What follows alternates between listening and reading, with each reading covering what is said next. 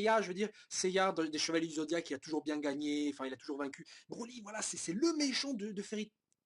Ah oui, excusez-moi, Kyoka, je veux dire, parce que sérieusement, la puissance infinie, privé tous les sens, l'autre qui arrive à se relever malgré la peur de tous les sens, là, je veux dire, c'est un peu, c'est vraiment soit une sorte de dommage un peu bizarre, ou soit vraiment un plagiat. Non, je déconne, c'est pas un plagiat non plus, c'est pas la première fois qu'il arrive. Mais franchement, les circonstances du combat ressemblent beaucoup, par exemple, à un Iki contre Shaka des Chevaliers Zodiac. Et si vous avez pas vu ça, bah, allez, filez le voir. Non, sérieusement, en gros, ce chapitre de continue pour remettre un terme, enfin continue si vous voulez en fait, le chapitre concernant donc le chapitre concernant donc le combat entre Kyoka et Erza.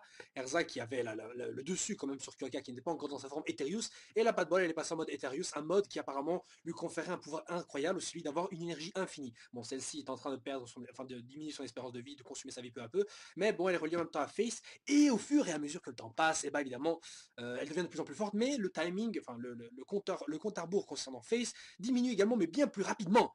Et vous, petits fans que vous êtes, je suis sûr que vous avez vu, que lorsque vous avez vu Erza perdre tous ses sens, vous avez dit oh elle a perdu tous ses sens comme son chéri Jalal. Si vous avez dit ça, moi je vous fais non sérieusement je vais pas vous faire ça. Mais vous êtes bien parce que vous prouvez à quel point vous êtes de putain de fanboy. Et autant que moi je suis un fan de Jalal, à aucun moment je me suis dit ah Erza a perdu tous ses sens. Voilà c'est l'âme sœur de Jalal. Jalal perd une jambe, Erza perd une jambe, Jalal perd ses yeux, Erza perd la vue. Voilà je veux dire c'est normal ça, c'est comme ça, c'est tout. Non, sérieusement, vous avez vraiment pensé ça? Parce que sérieusement, je me suis dit, attends, Erza elle a perdu la vue, elle a perdu le goût, elle a perdu l'ouïe, elle a perdu l'odorat, elle a perdu tout ça, elle a perdu ses seins, et elle arrive quand même à se relever avec cette explication. La lumière. Tant que je n'ai pas perdu la lumière, je me battrai, je gagnerai. Oui, bah mange ça, pétasse, parce que ta lumière, bordel de merde, c'est là. Bon, d'accord, non, je déconne, parce que c'est vrai que on est dans Fairy Tail, donc c'est magique. Mais excusez-moi, même le c'est magique ne doit pas non plus s'appliquer à tous les trucs qui se passent, parce que, je veux dire, il y a effectivement, j'en ai déjà parlé, mais il y a une question dans un manga, vous avez, dans un truc fantastique comme ça, bien Fairy Tail, ouais, vous avez ce qui est la cohérence et le réalisme. Et le réalisme, je veux dire, c'est pas réaliste, ce manga n'est pas réaliste. Mais un manga qui n'est pas réaliste ne peut pas non plus forcément être incohérent. Il doit rester cohérent avec sa propre réalité. Et ici, dans Fairy Tail, le problème c'est qu'on est dans un manga qui peut à la fois être évidemment irréaliste et en même temps incohérent parce que on est dans un monde où les lois, il n'y a aucune loi qui est préétablie sauf pour des petits trucs précis, mais en général il n'y a pas de véritables lois qui sont établies, c'est magique, point barre, c'est tout, c'est comme ça. Erza a perdu tous ses sens, Erza se relève, c'est magique, c'est comme ça. Mais évidemment comme on est des gens un peu qui ont un esprit rationnel parce qu'on est des humains et qu'on n'est pas bêtes, et j'espère pour vous que vous n'êtes pas bêtes, et ben, dans un certain sens je me suis dit que aussi oui bon bah voilà, elle a perdu tous ses sens, mais on dit qu'il y a un sixième sens, et dans ce qu'il y a un septième sens carrément, donc peut-être que c'est ce truc là qui la guide. Maintenant, bon, faut voir jusqu'où tout cela va aller. Je veux dire, par exemple, est-ce qu'elle va garder, enfin, est-ce qu'elle va perdre tous ses sens définitivement? Ce serait intéressant, ça mettrait Erza sur la touche lorsqu'on se rapproche de la bataille finale qui permettrait, je sais pas, genre un rétablissement d'Erza pendant un petit moment. Et là, bam, dans le combat final, Erza qui arrive guéri. Oui, non, voilà, et voilà, ça fera un super comeback. Bon, je sais aussi une chose. Vous n'êtes certainement pas le seul, et moi aussi. J'ai pensé, juste avant que Erza se fasse trucider, j'ai pensé pendant un moment que Jelal allait arriver. Et j'étais là, voilà, ça sent Jelal. Ça sent la troisième, troisième. Bon, peu importe, mais ça sent le sauvetage de la part de Jelal qui sauve sa bien-aimée, excusez-moi, qui sauve Erza, voilà, qui sauve Erza voilà, qui arrive, qui fait un comeback détonnant, en plus parce que c'est un super personnage super cool. Oui, Vogel, c'est un personnage super cool et qui arrive à sauver sa meuf, quoi. Bon, enfin, sa meuf, ouais, bon, on va dire sa meuf. Et en tout cas, il arrive à la sauver, et voilà, ce serait cool. Mais bon, évidemment, ce n'est pas arrivé. Voilà, l'auteur veut encore une fois donner à Erza tous les pouvoirs. Erza, c'est un peu l'exception du manga. Si on devait confronter un personnage du manga Fairy Tail à tous les autres personnages du manga, franchement, moi, je fous Erza. Quoi qu'il arrive, Erza gagne, c'est tout, point barre. C'est Titania, la reine des fées. Et la reine des fées ne perd jamais. Même si j'aimerais qu'elle perde. Parce que franchement, si elle perd, c'est cool, parce que quand un personnage principal comme ça perd, eh ben, sous-entendu alors que le méchant, lui, est important pour revenir par la suite, ou alors qu'un autre gentil va se ramener pour lui botter le cul. Et les autres gentils ne peuvent pas être les autres du groupe, genre Wendy, Grey, tout ça, parce qu'ils sont pas là. Et là, on devra justement voir d'autres persos arriver. Gildart, Laxus qui est guéri, je sais pas, bon, autre chose que Erza qui se relève et qui remet sa tenue de samouraï et qui justement donne des coups de poing. J'ai l'impression que franchement, Erza, quand elle est comme ça, ses coups de poing sont bien plus efficaces que certains coups d'épée. Elle nous a déjà fait le coup contre Minerva, par exemple, vite fait. Et là,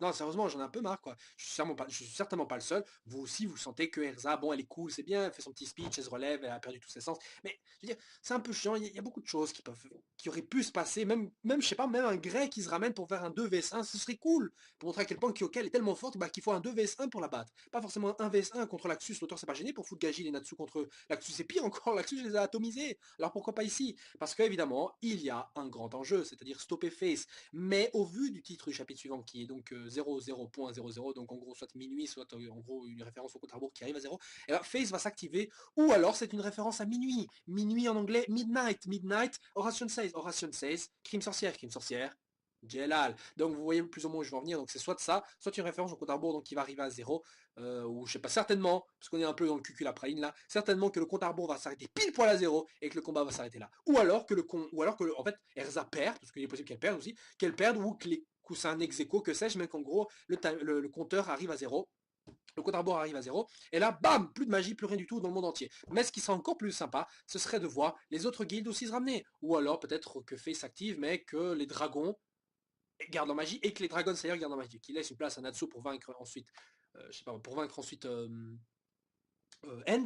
Et peut-être que Grey aussi va garder sa magie parce qu'il a une magie maintenant au type Demon Slayer, et la magie Demon Slayer c'est de la magie démon, une curse. Curse n'est pas affectée par Phase, donc c'est pour ça qu'il garderait sa magie. Ce serait une bonne solution, ce qui ferait un Natsu et Grey contre End, ou un Grey contre Natsu si Natsu est bien End.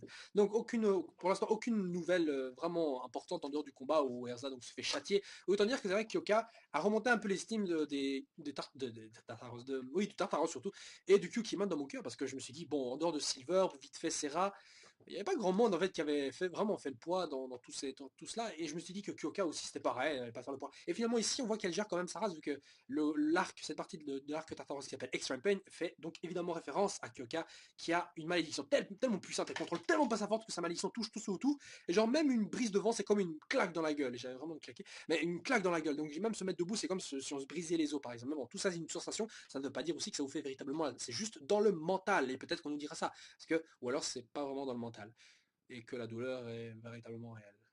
Un peu comme un genjutsu à la Naruto, c'est ça que je veux dire. Ouais, bref, ça augmente ses liens sensoriels, donc certainement que la douleur est... Oh putain, j'ai la flemme de couper de ça montage. Donc en gros que oui, que les sens donc des persos sont effectivement augmentés.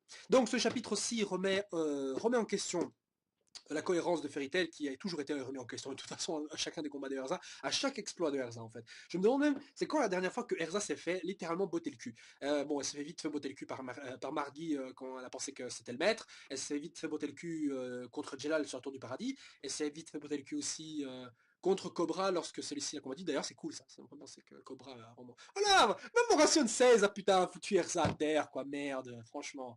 Mais pourquoi ils sont pas aussi malins que Ration 16? Ration 16, ils étaient pas cons. Ils se sont dit, eh, on va se ramener. On va faire nos malins, mais on va se ramener tous ensemble. Bam! Ration 16 qui se ramènent ensemble et ils butent toute l'alliance en 2 secondes. Ça, c'est cool.